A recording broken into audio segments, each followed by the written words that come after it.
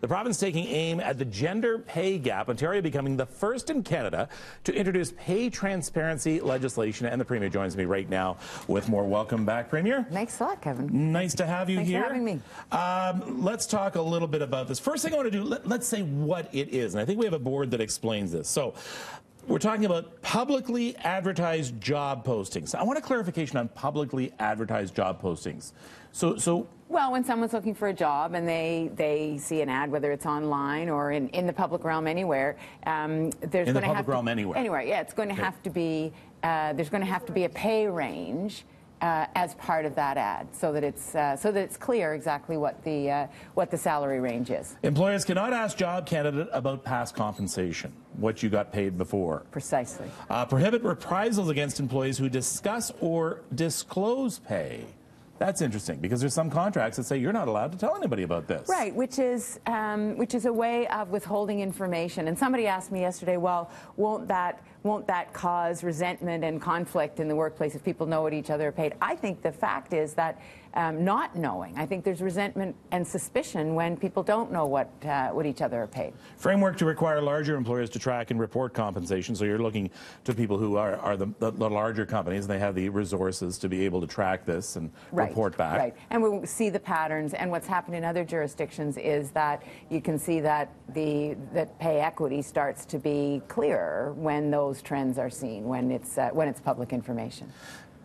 Why has this not been in place before? To me, this is surprising that this was not already something that we should, because I think it even reaches beyond what sex you are. It reaches into perhaps what race you are, or anything like that. Well, yeah, I mean, it is surprising, and I think it will be surprising to a lot of people that we have to have legislation to make this happen. But the fact is that these are practices that have allowed for the kind of discrimination that we're talking about. So we want to shine a light on this and make sure that it's clear what people are paid. And I think that this is a really important step towards closing that gender equity, that gap.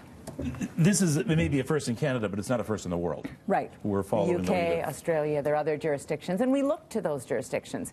And one of the concerns is, well, why just big companies? Well, that's what we've seen in other jurisdictions. You start with the big companies, start with government, quite frankly, and then with bigger companies who, as you say, have the resources to do this kind of tracking and reporting. And then I believe what will happen, Kevin, is that we'll see those behaviors translate into smaller companies, because you're talking about a culture shift here.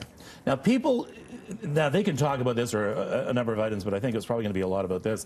You're going to be at the Design Exchange tonight with a town hall. We're having a town hall at the Design Exchange. The doors open at 5:30. The town hall starts at 6:30, and you can ask any questions. But we're going to be talking about these gender equity issues. I want to quickly switch gears, because we have you here today, and we do not have you here tomorrow. By the way, the Prime Minister is going to be here tomorrow. All right. Because it is International Women's Day, and he declares himself a feminist. So I want Me too. I want to talk to you about that, and I want you to talk to young ladies out there, no matter what their age, about, well, let's talk about politics. I mean, first, I would highly recommend nobody get into politics. I would highly recommend it. It can be just a dogfight in there all the time. But you know what? We need leaders of tomorrow. And politics sometimes isn't something, again, that young ladies in school think of. Right. But here's a perfect example, Kevin. If we didn't have a critical mass of women in our legislature, we've got 45% women in our cabinet, a female premier, I think we would have maybe not been tackling some of these issues. The reality is we need everybody at the table if all of our societal issues are going to be dealt with. And so I'm really proud of the work that we're doing in all sorts of ways. You know, we're raising the minimum wage. We've provided free tuition for students. We're trying to work to make this province a fairer place for everybody. And this step on salary disclosure, that's another step towards that fair place that we know we can create. And so I would say to young women and young men.